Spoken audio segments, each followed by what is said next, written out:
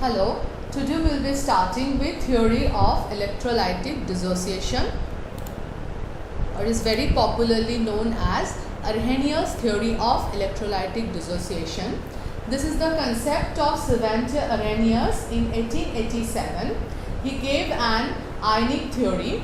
According to the postulates of Arrhenius theory, in aqueous solution, the molecules of an electrolyte undergo spontaneous dissociation to form positive and negative ions and allows flow of electric current through it. So if you see this electrolyte AB in aqueous solution, the molecules of AB undergo spontaneous dissociation to form positive A plus and negative B minus. So if you take the example of NaCl, it will give Na plus and Cl minus. If you take the example of K2SO4, it will give 2K plus and SO4 2 minus. So left side are the electrolyte and right side are the dissociated ions. Now see, all ions carry electric charge. All ions carry electric charge. So they are responsible for flow of electric current through solution. So these ions are responsible for flow of electric current through the solution. Now, conductivity of electrolyte depends on ionic concentration in the solution. Conductivity of the electrolyte. This is the electrolyte. Its conductivity will be dependent on the concentration of ions. How many ions are present after dissociation? Now, if there are combination of ions and molecules, then in that case, that will be conducting lesser electricity, lesser amount of electricity. The solution is in electrolytic equilibrium as number of positive ions is equal to number of negative ions. You can understand this from K2SO4. If it dissociates, it gives you 2K plus. So what is the positive ion? What is the number of positive ion? 2. And what is, or you can better do by charge. How many charge? 2 plus, 2 positive. So 2 positive and SO4 2 minus. So 2 plus and 2 minus, these are balanced. Equilibrium is established between unionized molecules. Just now I have said in case of some electrolytes, let's say acetic acid, all the molecules cannot be ionized into ions. So in that case, there may be some unionized molecules and ions. So there will be the equilibrium between the unionized molecules and the ions produced. In non-electrolyte, there is no ionization, therefore only molecules are present in the solution. That we had discussed in the first part of the presentation.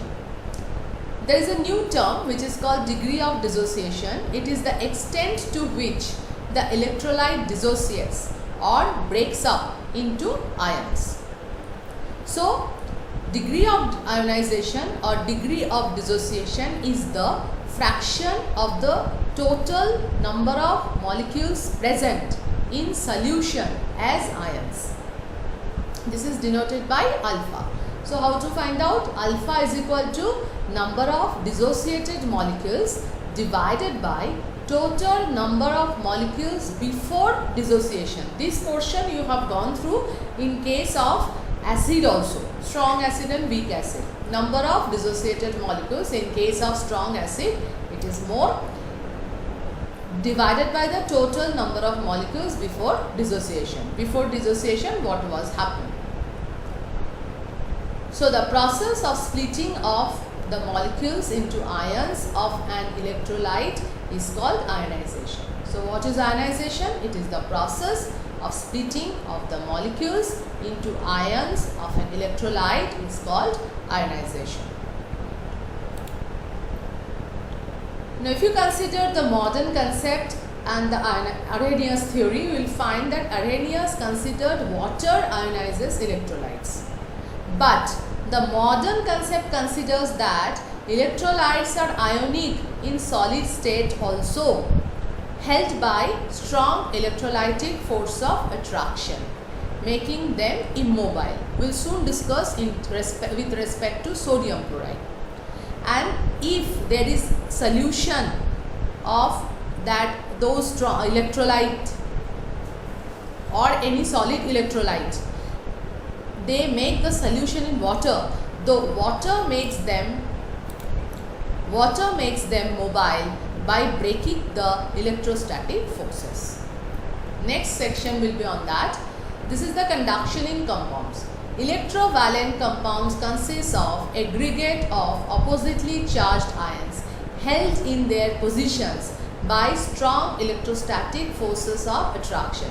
See here, this is sodium chloride. In solid state, the electrovalent sodium chloride cannot conduct electricity even though it has sodium ion and chloride ion, because of the force of attraction which is very strong. So sodium chloride cannot come out. Sodium ion and chlorine ion cannot be free for passing electricity or for conducting electricity, because they are strongly attracted to each other.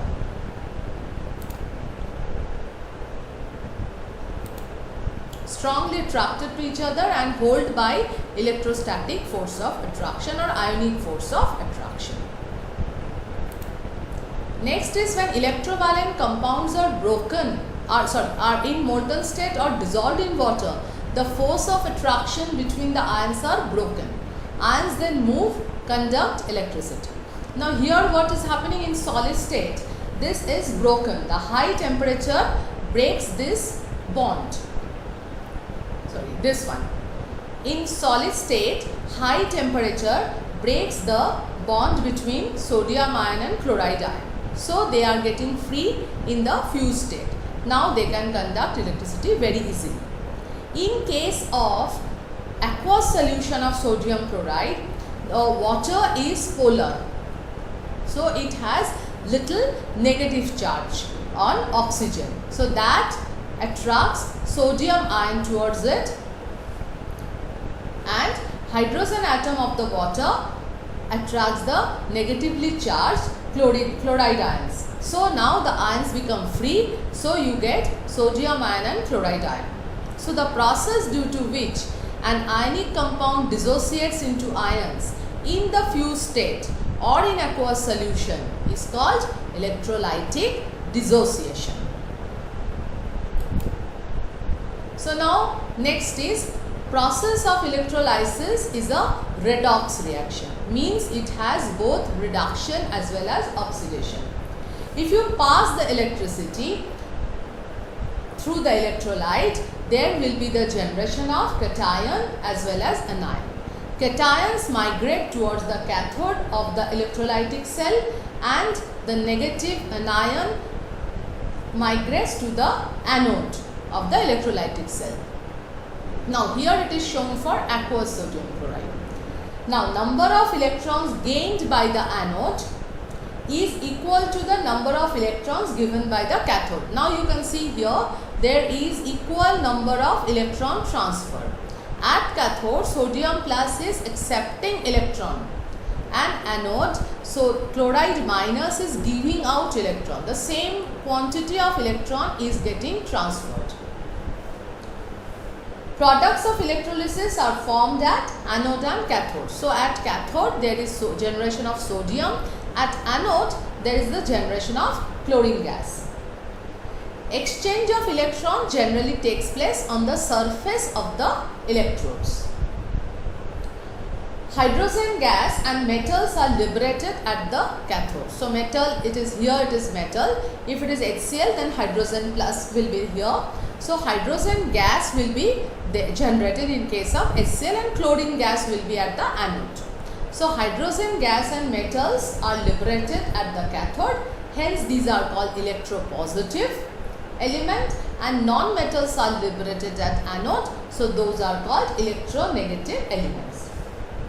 There is a very important portion of here, that the mass of substance produced at an electrode during electrolysis, mass of substance produced at electrode during electrolysis is proportional to the quantity of electricity passing. If you pass more electricity, there may be more production as long as you are having the electrolyte in the cell, and if you pass less electricity, there will be lesser quantity of substance produced at each electrode. This is called Faraday's law of electrolysis. And here you should remember that you cannot supply alternating current, because it does not cause, or AC current, it does not cause any chemical change when you pass through an electrolyte. So it does not help electrolysis to occur. Electrolysis is only caused by DC current or direct current. If we have covalent compounds like water, ammonia, HCl, these are polar in nature. These are not made up of ions. They form ions in aqueous solution and conduct electricity. Let's take the example of HCl. In the gaseous state or in the pure liquid state, when HCl doesn't have any water in it, it is unionized. So it does not conduct electricity. It is polar in nature. There is a charge separation. You can see here this delta plus and delta negative due to the electron pool by the chlorine due to its more electronegative nature than hydrogen. So little negative charge is there, and hydrogen shows a slight positive charge. Now when hydrogen chloride is added to water, water is again a polar solvent. There is a slight negative charge on the oxygen. Now water will exert the electrostatic pull.